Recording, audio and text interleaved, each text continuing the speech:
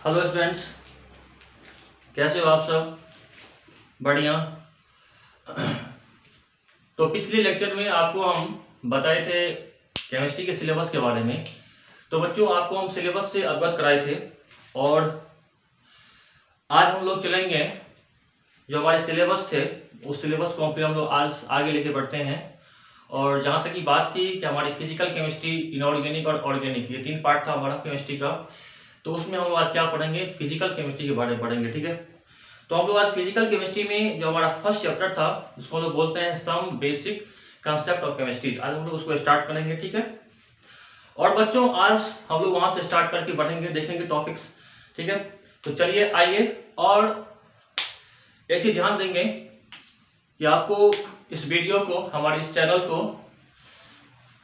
Share करना है, अधिक से अधिक शेयर करना है, सब्सक्राइब करनी है, लाइक करनी है, ठीक है। चलिए तो हम लोग आते हैं लेक्चर पर।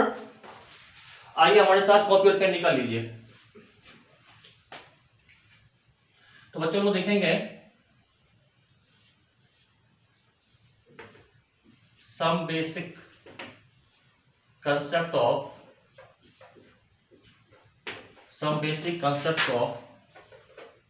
केमिस्ट्री, ठीक है। तो ये हमारे चैप्टर्स हुआ। आप इस चैप्टर्स को नोट करो। बेसिक कंसेप्ट है, हम लोग बेसिक बात पढ़ेंगे, ठीक है। हम लोग इसमें फंडामेंटल बात पढ़ेंगे जो आप क्लास 9 10 में पढ़े होंगे, ठीक है। चलिए, तो हम आज यहां से स्टार्ट करेंगे, मैटर से स्टार्ट करेंगे। मैटर क्या होता है? तो पहले हम देखेंगे कि हमारे पास जो केमिस्ट्री के टॉपिक्स हैं, यहाँ पे स्टार्ट हम लोग करेंगे, ठीक है।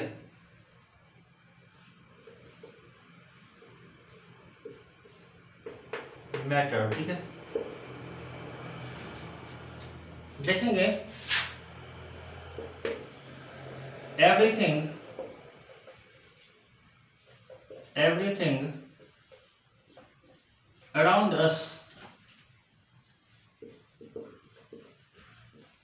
everything around us, which have mass and occupy certain space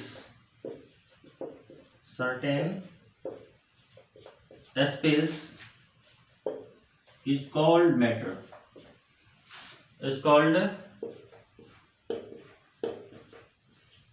called matter। Example लेंगे हम लोग, बहुत सारे एग्जाम्पल्स है मेरे पास। Ice, table, pen, sodium, potassium, NaCl, etc। तो आपको देखना है मैटर क्या होगा। Everything around us which have mass and occupy certain space. हमारे चारों तरफ जितनी भी चीजें हैं ना, इसमें क्या होगा? पहली बात तो मास होगी, ठीक है। मास होगा, द्रव्यमान होगा, उसमें क्या होगा? जो स्थान छेदता है, स्थान ग्रहण करता है, उससे हम लोग क्या कहते हैं? मैटर कहते हैं। तो मैंने तो एग्जाम्पल दिया है, सब मैटर के एग्जाम्पल है, ठीक है। आप नोट कर लो यहाँ पे। मास को ध्यान रखना है, पहली बात मास होगा, और दूसरी बड़ी बात है सर्टेन स्पेस, जो निश्चित स्थान को ग्रहण करती है, छेदती है ना, स्थान को ऑक्युपाई करेगी, ठीक है। डेंसिटी होगा, जाहिर सी बात है, तो उसे हम लोग मैटर बोलेंगे, ठीक है। आप नोट कर लो।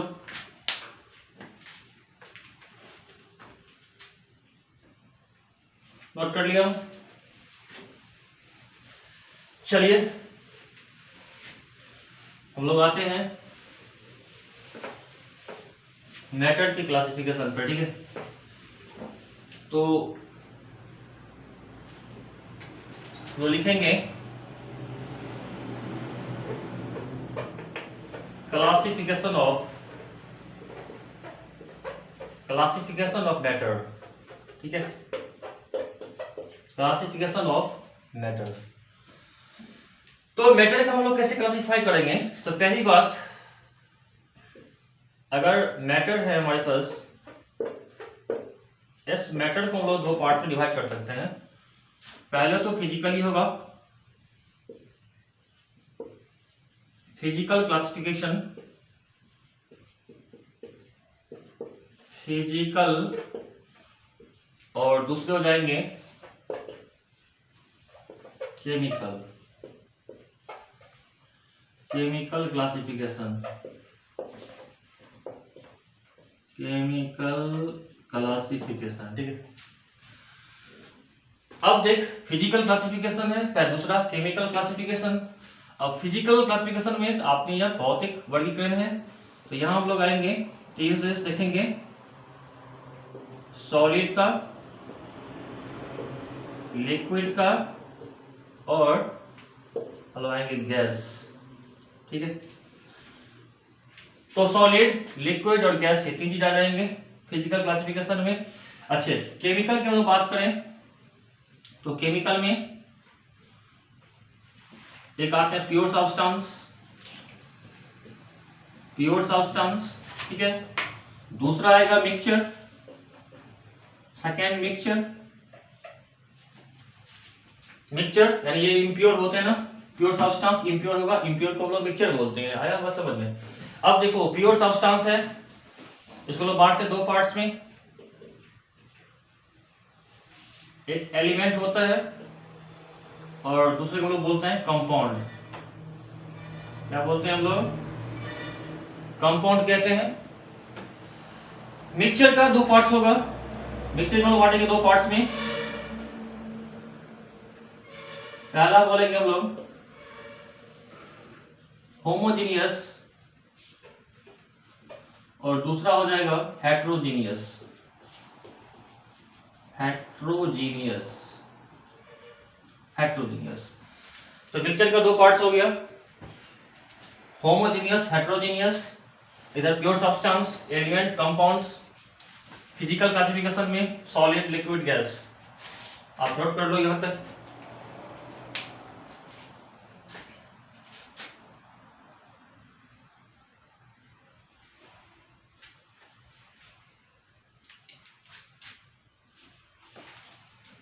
नोट हो गया? चलिए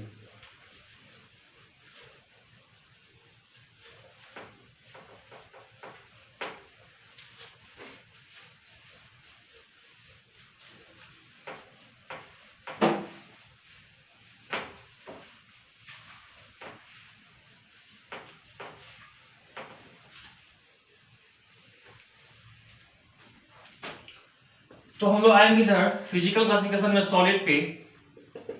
सॉलिड पे दो सब्सटेंस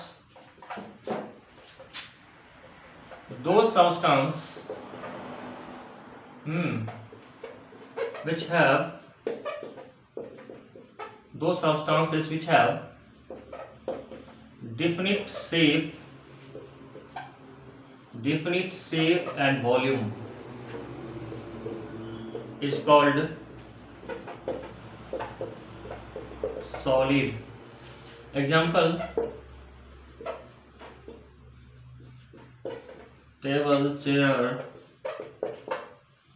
ice, NaCl, etc. तो सब्सटेंस इसमें क्या होगा? डेफिनेट शेप होगा, शेप क्या होंगे? डेफिनेट होगा, अच्छा ठीक है। और वॉल्यूम भी क्या होगा? आयतन भी निश्चित होगा। आयतन और शेप दोनों क्या होंगे? फिक्स होंगे। तो अब देखिए सॉलिड का प्रॉपर्टीज कुछ आ जाएंगे, इसका तो इसका प्रॉपर्टीज मेंशन करेंगे यहाँ पे। तो सॉलिड्स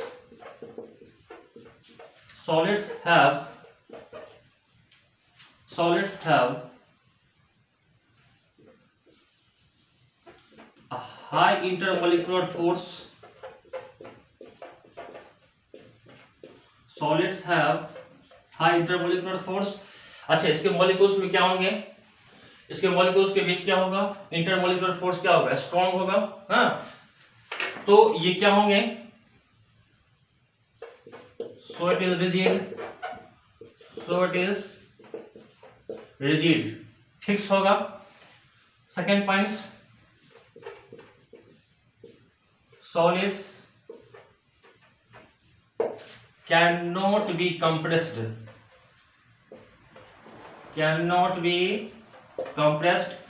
हम लोग सॉलिड्स को कंप्रेस नहीं कर सकते हैं, ठीक है।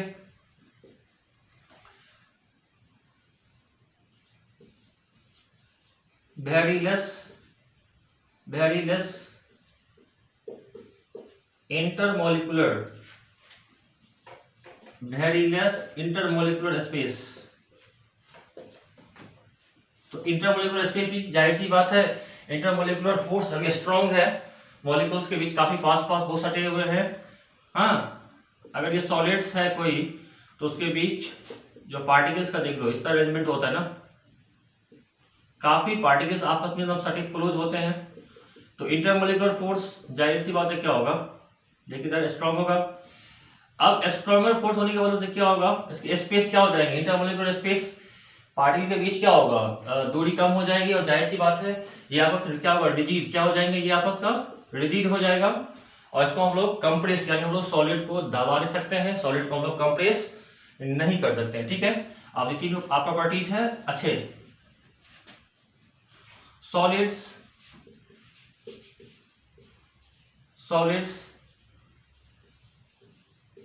have no tendency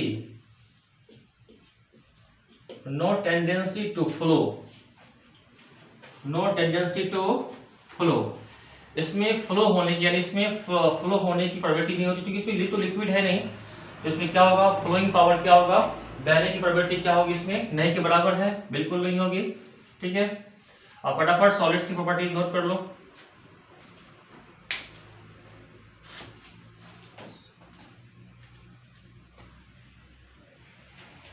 नोट कर लिया, चलिए हम लोग आते हैं लिक्विड पे।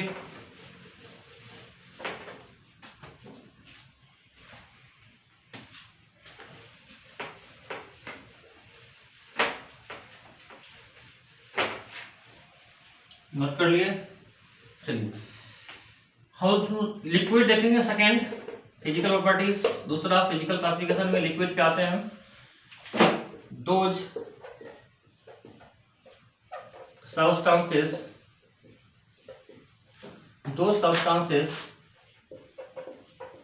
which have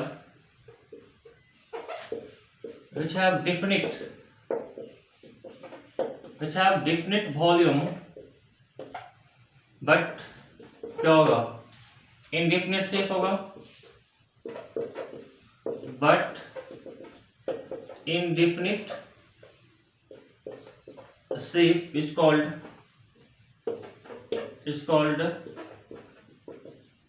liquids। Example water,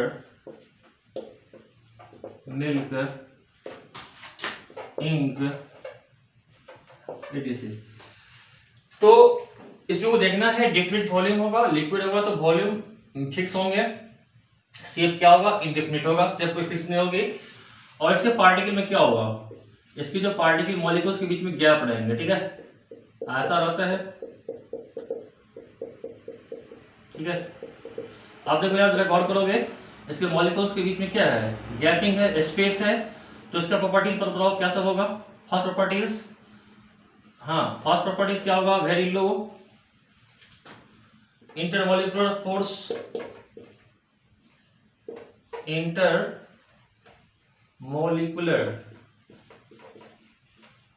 intermolecular force। Second, that's why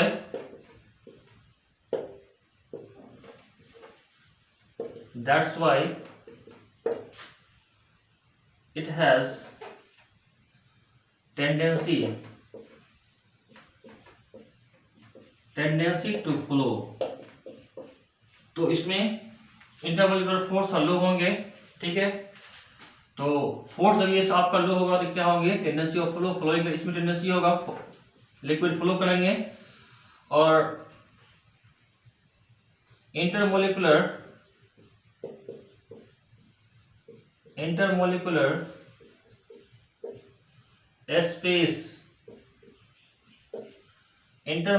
space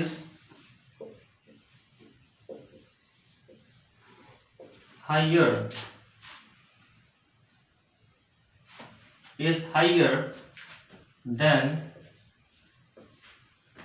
solid। तो इसमें इंटरमोलिकुलर फोर्स, अंतराणविक फोर्स क्या हो जाएगा, इंटरमोलिकुलर स्पेस क्या हो जाएंगे, ज्यादा हो जाएंगे सॉलिड के रिस्पेक्ट में, ठोस के रिस्पेक्ट में, ठीक है। और जाहिर सी बात है इसके इंटरमोलिकुलर फोर्स क्या हो जाएंगे, वेरी लो हो जाएंगे। और इसमें क्या, कौन सी आपके गुण होगी इसमें, तो टेंडेंसी टू फ्लो, इसमें कौन सा आप प्रॉपर्टीज होगा, फॉलोइंग का प्रॉपर्टी हो जाएगा। ये दोनों प्रॉपर्टीज आपको नोट कर लेंगे, ठीक है। और जहां तक की बात है हम लोग लिक्विड का जो कंप्रेसिबिलिटी बात होती है, इसको कंप्रेस कर सकते हैं या नहीं, तो कंप्रेस की बात आएगी तो लिक्विड का जो कंप्रेसिंग पावर है वो सॉलिड के रिस्पेक्ट में थोड़ा सा होता है कंप्रेसिंग। लेकिन अगर हम बात करेंगे थर्ड प्रॉपर्टी गैस का, तो सबसे ज्यादा गैस में होगा, गैस का मैक्सिमम होता है कंप्रेसिबिलिटी, उसको लोग कंप्रेस कर सकते हैं, गैस से कम होती है लिक्विड का, ठीक है। तो इसका जो कंप्रेसिंग पावर हुआ सॉलिड और लिक्विड के, सॉलिड और गैस के बीच में आएगा, सॉलिड और गैस के बीच में आएंगे इसका कंप्रेसिंग पावर। अब नोट कर लिया लिक्विड को, चलिए उगाते हैं गैस पे।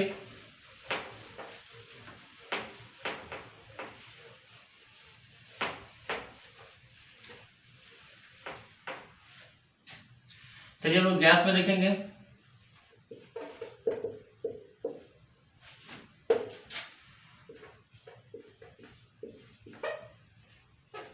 दो substances which have both indefinite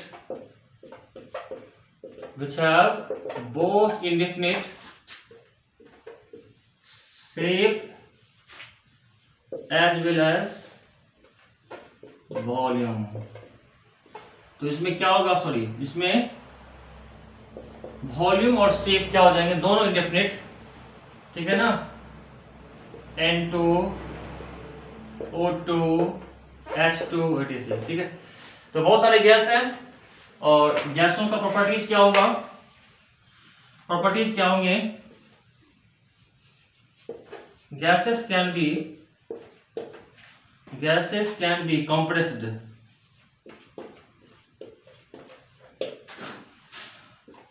gas को हम लोग कंप्रेस कर सकते हैं ना। अच्छा आगे देखेंगे, gases have very high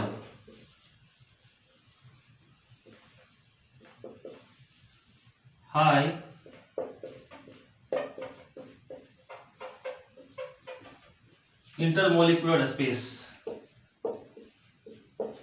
और इंटरमोलिकुलर स्पेस क्या होगा, बहुत ज्यादा होगा, and its motion is zigzag और random। तो हम लोग गैसों के मॉलिक्यूल्स के, गैसों के जो मोशन होते हैं कैसे होते हैं, जिगजैग होते हैं, और उसको हम लोग रैंडम मोशन भी करते हैं, क्योंकि गैस का पार्टिकल के बीच क्या होती है, काफी ज्यादा स्पेस होती है। जब भी हम लोग गैस की बात करेंगे ना, तो गैस का मॉलिक्यूल क्या होगा, यहाँ वहाँ। अब देखिए जहां था पार्टिकल में काफी इसमें क्या है, काफी गैप है, ज्यादा गैप है, इंटरमोलिकुलर फोर्स बहुत वीक होगा, और इंटरमोलिकुलर फोर्स वीक है, स्पेस क्या होगा, इंटरमोलिकुलर स्पेस बहुत ज्यादा है, तो हम लोग गैस को क्या कर सकते हैं ना, कंप्रेस कर सकते हैं। हम लोग गैस को आपको इजी वे में कंप्रेस करके थे ना, उसको लोग लिक्विफाई कर सकते हैं। और गैस का जो मोशन होता है हम लोग क्या बोलते हैं, गैस के मोशन को जिगजैग मोशन बोलते हैं, या तो हम लोग क्या बोलते हैं, रैंडम मोशन कहते हैं, ठीक है। आप नोट कर लो फटाफट यहाँ तक। तो चलिए हम लोग नेक्स्ट वीडियो में आएंगे, आपके साथ मिलेंगे, जहां हम लोग पढ़ेंगे केमिकल क्लासिफिकेशन ऑफ, पढ़ेंगे सब्सटेंस का, ठीक है। तब तक के लिए बाय बाय।